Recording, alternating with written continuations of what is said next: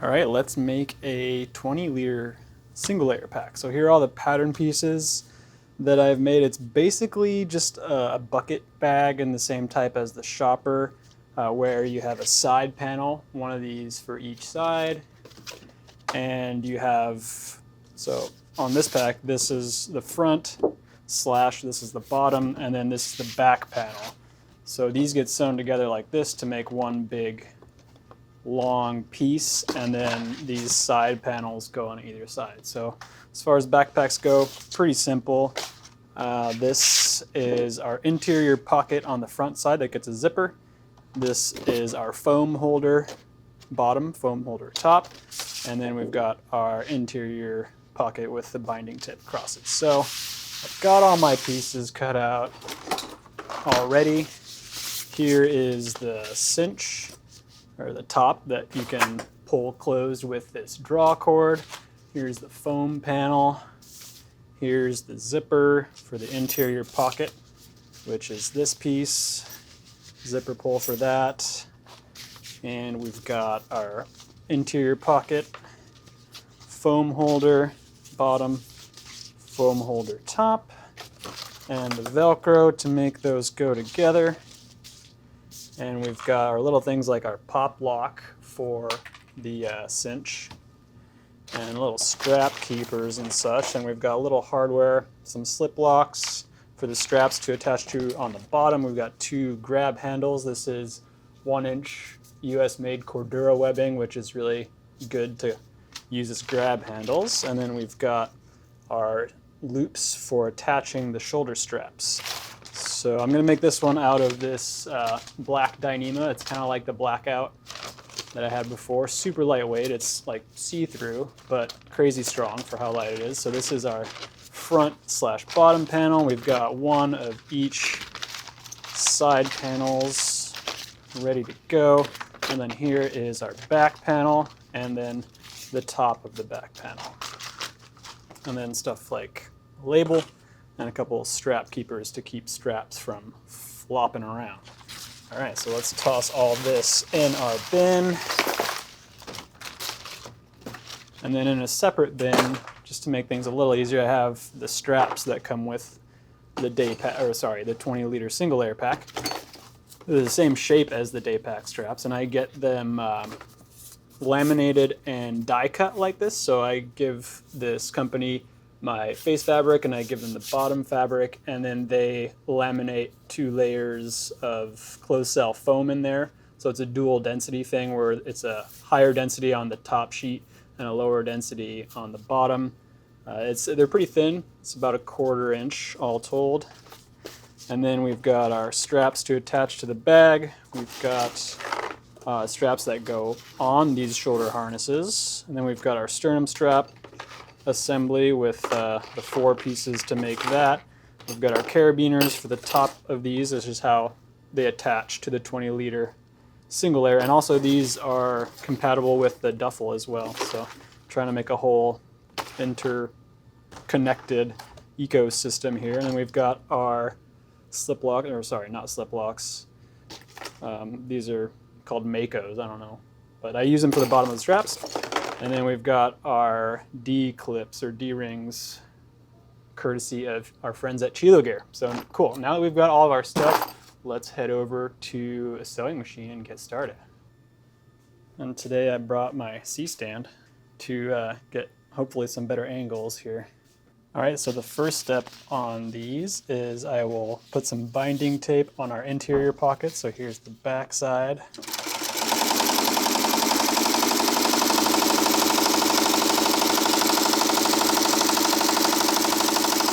And we've got our zippered side as well. I'll just do it on one side of this one.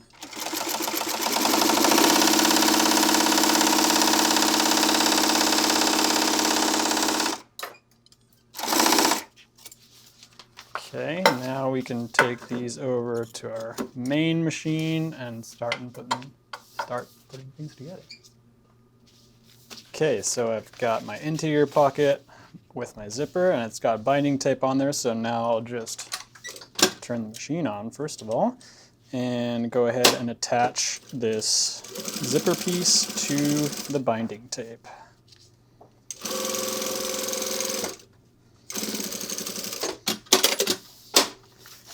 Boom, that's on there. Now I will get the zipper pull on here. Make sure it's even. Yep, cool. So there's no, like, this is not poking out, so we're good. Zipper's on. Now I'll fold this guy in half like that. And I'll find the back side of the top of our front panel piece here and line it up and just go ahead and tack it down across the top here. No need to back tack really on this. Leaving a little bit of room for binding tape around the top as well. Go all the way, and then I will bring it down all the way here. Now if I was making one of these with a lid, which requires a strap, that would go on first, or the elastic webbing for attaching a jacket or whatever on the outside, that would go on before. Because once I tack this down, there's really no access to here without going through the pocket as well. So get this down, back tack there, come up here, and there we've got our front pocket attached. I'll go ahead and place the label here on the bottom right of the bag like I do most of the time.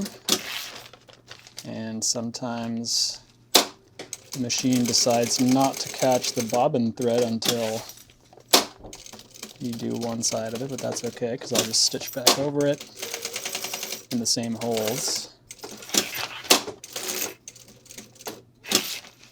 And then just go over a little bit, make sure there's no riffraff. Alright, so now we've got a front panel with a label in the front pocket, and now I will tack down this grab handle on the marks that I copied over from the pattern. Again, making sure that I'm not catching the zipper pull under there. Impossible to see on camera. Okay. So now we've got our front panel there. We'll set that aside and get started on our back panel. So there's our back panel. Here's our back panel top.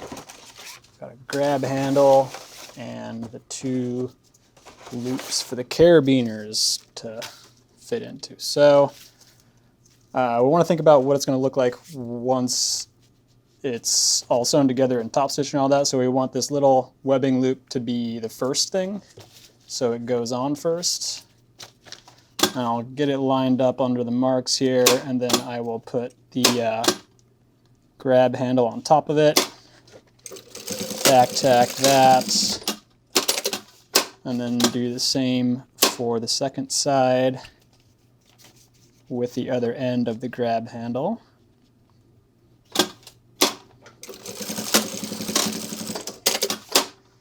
Okay, make sure there's nothing in the way there, and then we'll grab our top piece and attach that.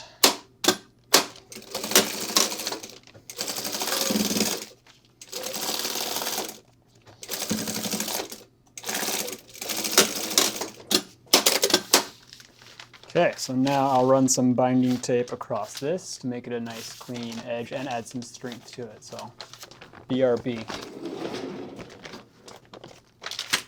Okay, so just got the binding tape on there. Now I will top stitch it so that it stays in this orientation.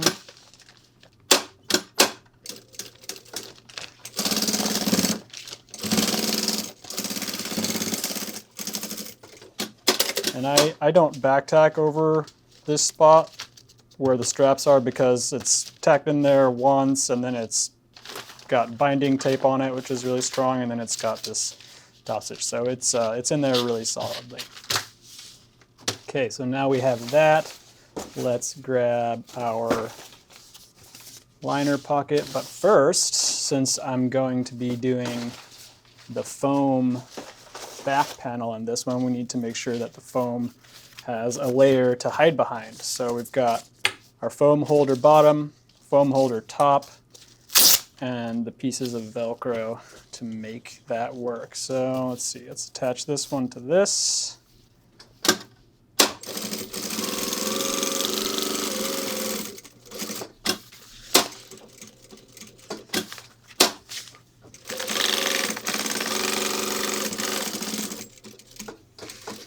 And let's see, this one is going to go like that. So it's going to be, this is actually the first time that I'm doing it this way. I've normally been doing it with a zipper, but it makes more sense to do it with Velcro. So let's just like that. So it's going to go like that, but I want to flip it. So yeah, I was just figuring out where it should go.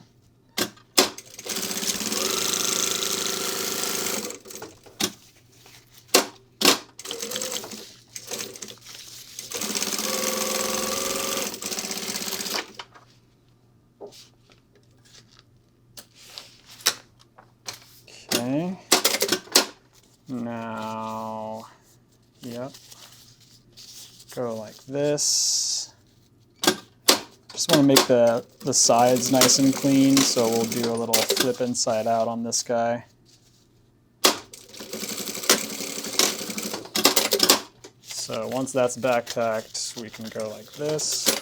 Oops, sorry, machine.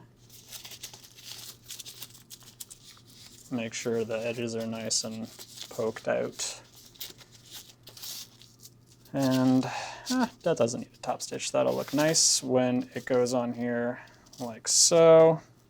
A little bit of room on either side for our seam allowance. So boom, there we go. We've got that foam holder, and then we've got our interior drop pocket. So let's go ahead and attach that all together. Make sure things line up. I'll probably just start it right here.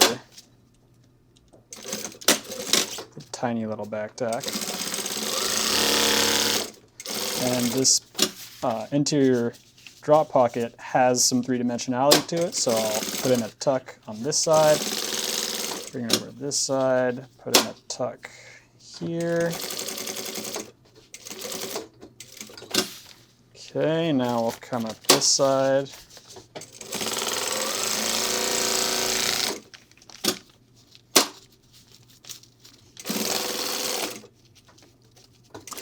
And while I'm here, I'll grab my Made in USA label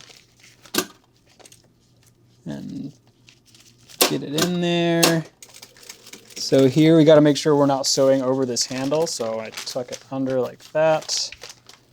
Geez, I use the word tuck a lot, don't I?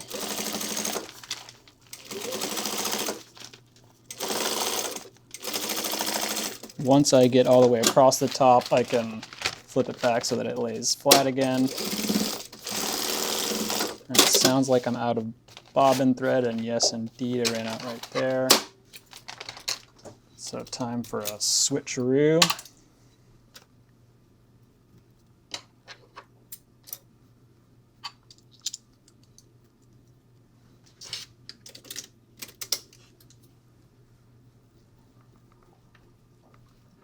Okay, so now, oh, looks like I just barely missed that, so that's okay. We'll just come back here and make sure that it's all caught in there. And while we're at it, we will grab our slip block friends.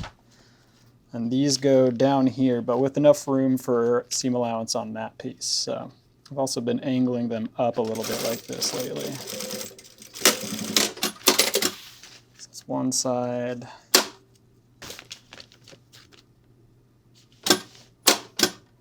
Second side. So that is a completed back panel. And now we're ready to attach back panel to the front panel. So exterior face, line it up. Doesn't really matter which side goes on top.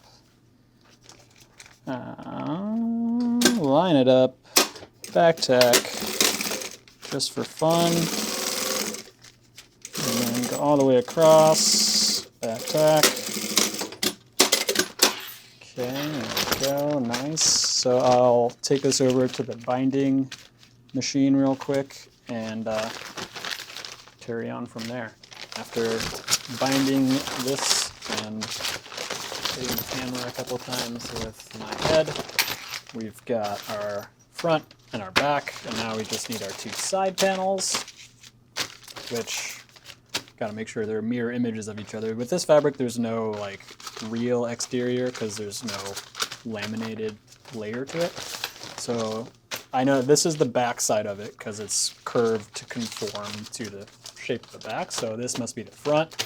So I will grab that, grab this, line it up. And if I did the pattern right, this should end up here. So here we go. Making sure that I'm catching all the layers here as I go, and just go slow around the curves because you don't want to get any little tucks in there that shouldn't be there. So this, I want that like that. Yep, just thinking out loud to myself here.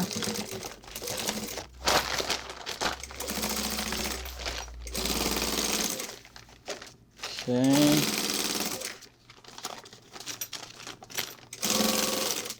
And yeah, close enough. There's one side, I'll grab the other side panel, make sure this is the front of it, so front to front.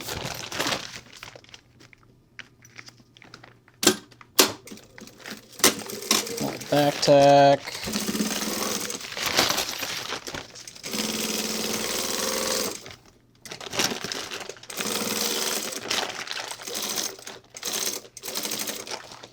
Again, slowing down around the curves because I want to make sure I match pieces up to each other without any tucks, because if you do get a little unwanted tuck in there, it will mess up the whole thing.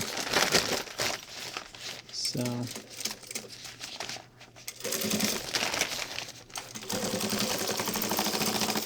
okay, there we go. And line up just right. Nice. Now I will grab a pair of shears and trim off anything that'll impede our binding operation here. So I just want to make sure everything is nice and clean here.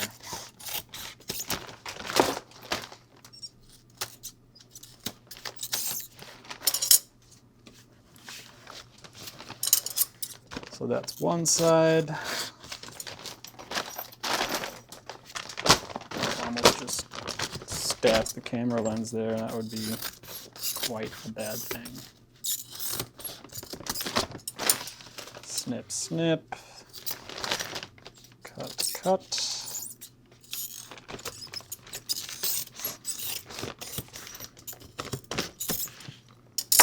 Okay.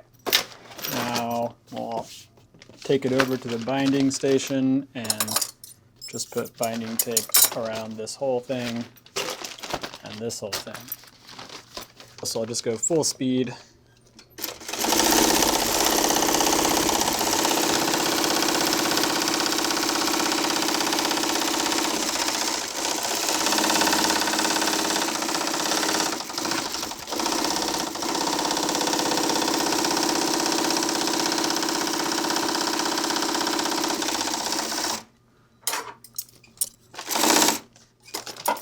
Same thing on the second side.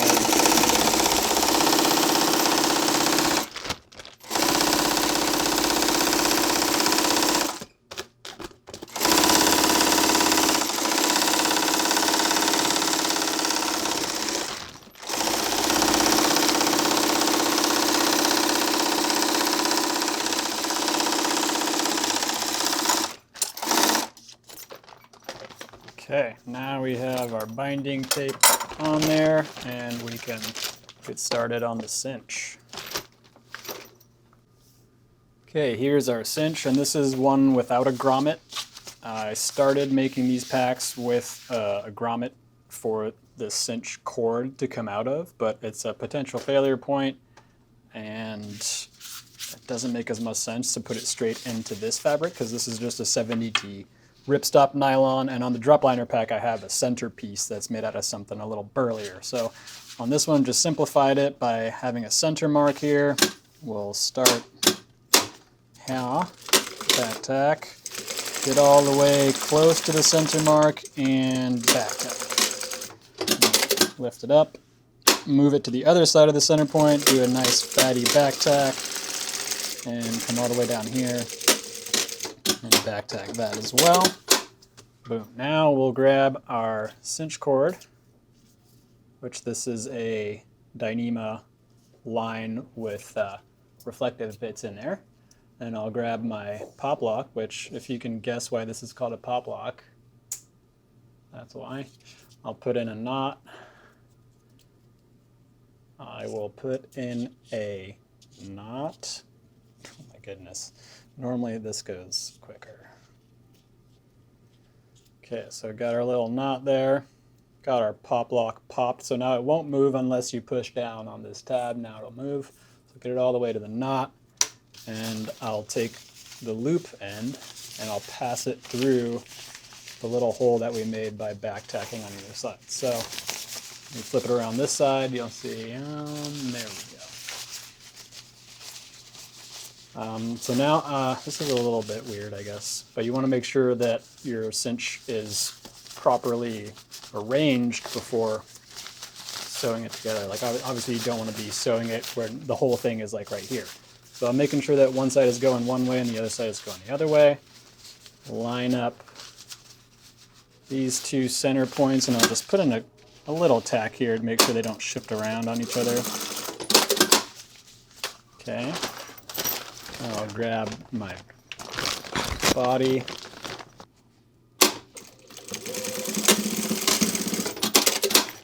Okay. Okay, now the handle looks right. We've got our cinch center point. We've got our front panel center point. Now this goes in like that. So again, exterior face to exterior face. Which with this it doesn't really matter because it's coming straight out of the middle of the top, so it doesn't matter which way it's facing as much. Line up the middle with the middle. Hold it there, give it a good pinch. Some people might benefit from pinning, like using an actual little metal pin to hold that in place. Once I've got a couple stitches in there, I know I can take my hands away and get the next section ready to stitch down. Then making sure my zipper pull isn't in the way as we start to go around the side panels. And this would be a little easier if you went around and tacked the whole cinch piece down. I've just done it enough times now that I don't really need to. I can just kind of do it as I go here. And once I get to the back panel, I'll throw in a little back tack and I'll start from the center point again. And the reason I do that is because if there is any little bit of extra cinch, it works better to have that on the back side. So again, get started here. Make sure we're catching the layers we want to and none of the layers we don't want to, which includes the cord inside there. I've definitely stitched over that before, and that's a pain.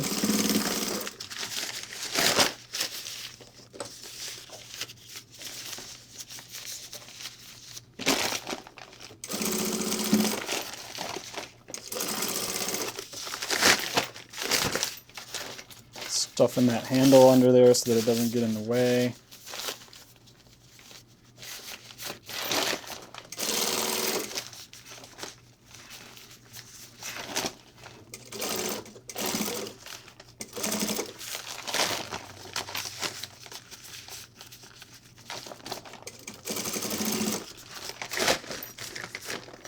There we go, we're getting close. There's really no extra cinch because I guess I made the pattern close enough to write. And there we go, we've got our cinch panel attached. So now we're ready to bind the inside of the opening here. So we got to start from not having the binding tape pre-sewn together. So lift up the foot, hold this thread, because these old machines will just try to rip it right out of your hands.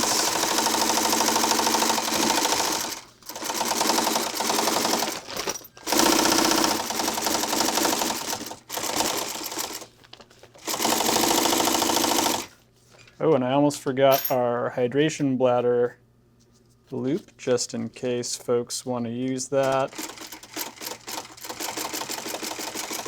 This machine does not have reverse, but again, the lock stitch on it is super, super solid.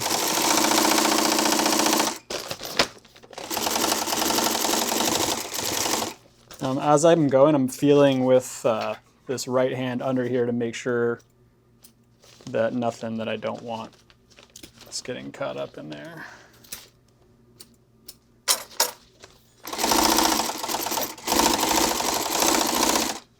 Okay, now I just need to take this over to the hot knife station and melt that end, and that's a finished little bag.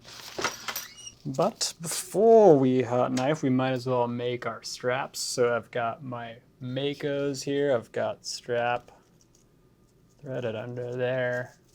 Turn on the loud machine and place this right now. Give it back.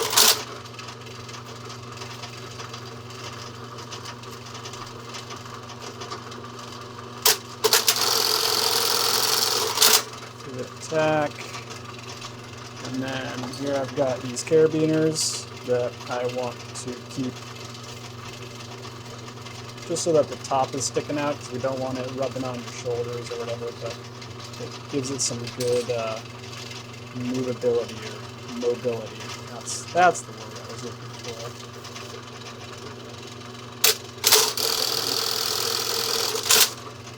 So that's one side, and I'll do the same with the second side here real quick. And these are just the ones that I had handy. Most of the time I'll match whatever the day pack is made out of, color-wise at least, so.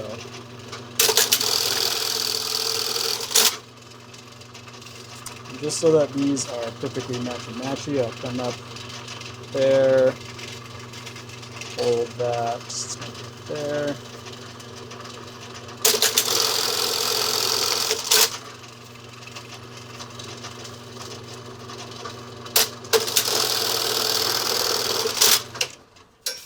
Okay, so we've got our straps bar tacked down. Just needs some cleaning up and binding tape around it all. So I've had some trouble with the binding attachment that I have doing well on these straps, just because it's a little thicker. So what I've found helps is stitching around the whole thing while attaching our 3/4 inch elastic webbing with the main machine, and that kind of like compresses the edge down a little bit, and it makes it easier for the binding attachment to work around there. So I'll cover up our bar tacks, and this gives a place to tuck the sternum strap when it's not in use as well.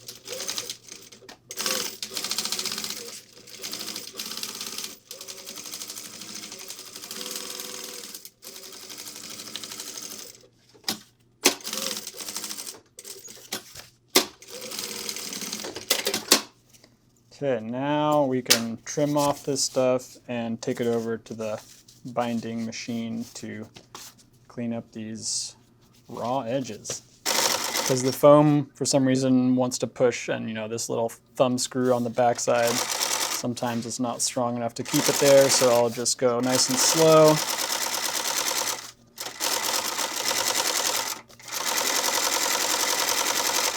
And I've tried putting a clamp over here to keep it there. It just doesn't do quite as good a job as just holding it by hand like this. So take it extra slow around these curves. Sometimes it takes a little extra finger strength.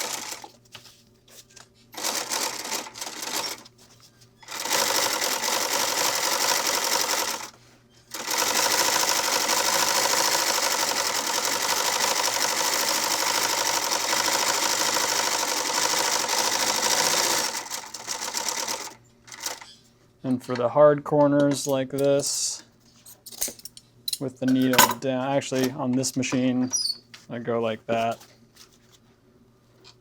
And just kind of tuck it into place like so. Not using my fingers.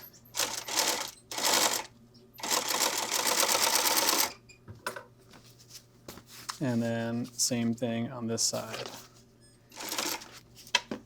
Okay. Now, we'll just pop these over, double check, make sure I caught all the binding tape, and if I didn't, like in this little spot, I'll just take it over to the main machine and just put in a couple little stitches there to make sure that everything is hunky-dory. Cool, now we're ready for the bottom side of the straps. Okay, we've got the bottom side of our straps here. These get the D-clips from our friends at Chilo Gear on one side.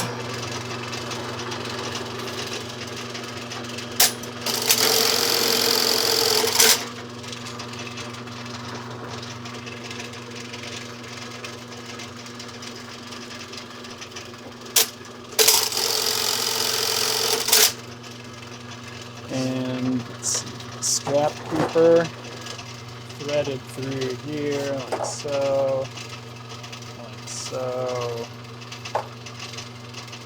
So, I usually give 2 folds on these guys to make sure it can't come unthreaded.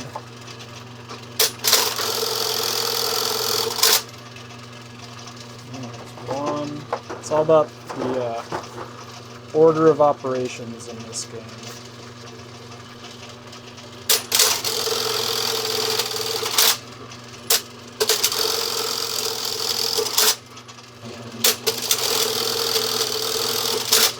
Sides, so now we just need to do some cleaning up and some hot knifing, and we're good to go. So here we are back at the hot knife station. We've got our extraction fan going so that we're not inhaling these gnarly fumes. I'll heat up my Heißschneider and get a little smoothing action going on. And then I'll do the same thing on the other side. Nice and clean. Almost the same idea with the straps. I just do a little, just cut this off, and I use this metal surface as a heat sink, or just roll it over on itself like that. Obviously you don't want to be touching it right after you melt it, but that's clean and it's not going anywhere. So again, a little slice, I push towards, make sure there's nothing hanging off, and while it's still wet or hot, malleable, I just smooth it around like that so that there's no hard edges. So yeah, a last little cleanup to make sure there's no threads poking out, and this guy will be ready to go.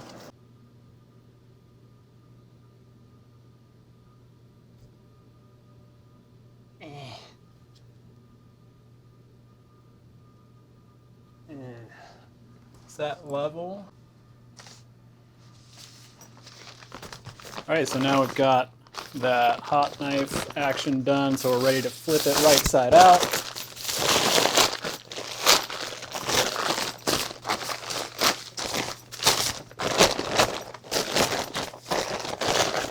And there's a 20-liter single layer pack from Black Dyneema.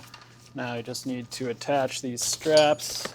And again, these are the same style as come with the duffels now, so they're interchangeable. And this metal D-ring, D-clip, courtesy of our friends at Chilo Gear, slips on like so. Now we've got one side strapped in. And can do the same thing for the other side. Carabiner goes on there. D-clip goes on there. It takes a little bit of practice to get this done, but once you get the hang of it, you can do it one-handed even. Now the only thing I need to do is add the foam inside here, which is super easy. You just undo this Velcro flap and it goes in there. Velcro.